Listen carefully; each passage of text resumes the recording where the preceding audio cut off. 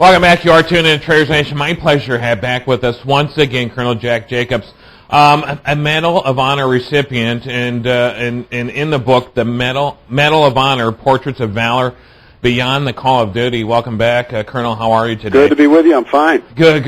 Listen, a little brief for everybody. Our country has awarded the Medal of Honor to, which, by the way, is the highest military award possible, to only 3,400 recipients since the award was created.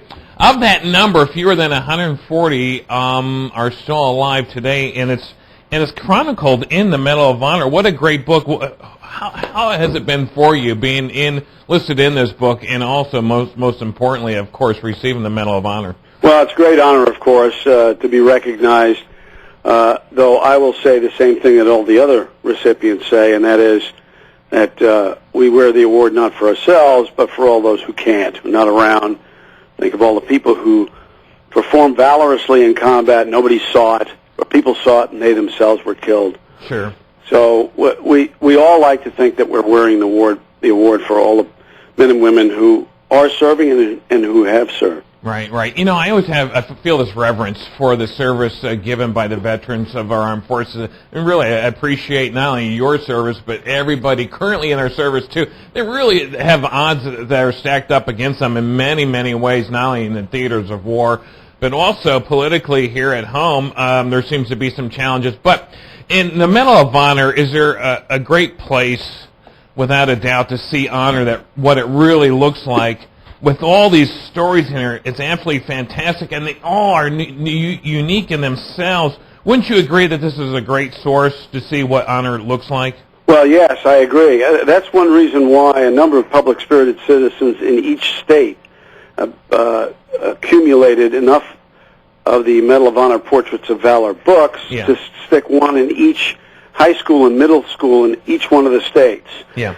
So there's one for kids to look at and be inspired by. One of the interesting things about this book, other than this beautiful photographs and the stories, and by the way, the hour-and-a-half DVD that's in there's an hour-and-a-half DVD in it. That's right. It is the notion you get from reading it that the Medal of Honor recipients are not one type of person. We come from all states and are representative of every walk of life, and really just ordinary people who were called on in a particular moment to do something. Right. Now, that is what's unique about the Medal of Honor. Here you have all these different scenarios, all these different people from all different walks of life, and many of them were called to duty, called to service of their country in the middle of whatever they were doing, but there's one common denominator here, is that they didn't put themselves first, they put their country first when called to duty.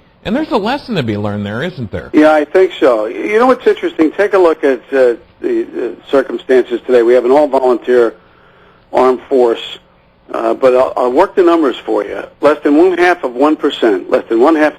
of the American public is in uniform. We have a smaller army now than we did when I was in Vietnam. Yeah. And the country's 50% bigger. Mm-hmm. We have worldwide responsibilities. Yeah. And yet only a very small number of our countrymen are willing to stand up for it. It's not that we dislike people in the military service, or we shun them like it happened 45 years ago. Yeah. But we are outsourcing it. Not everybody's got any skin in the game, and we're perfectly happy to pay our taxes, perhaps, unless you're an elected official, pay our taxes and be done with it and be separated from it. But unfortunately, defense is not like that. Yeah. We're a big country, and we have a lot of responsibility. We have a huge responsibility, and let's face it, the world's not getting any kinder. No doubt about that. It's a tougher and tougher neighborhood every day. Yeah, so what does that say for the willingness to serve the country? What path does that put us down? Because, there was a time to where people would serve their country, and they would serve it with honor and dignity.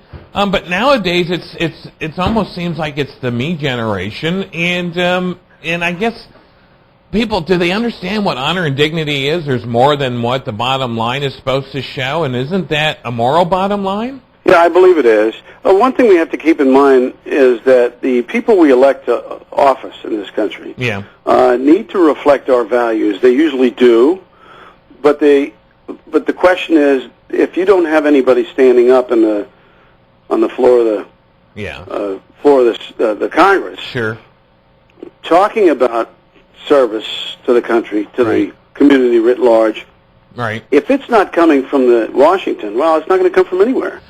We got to keep that in mind.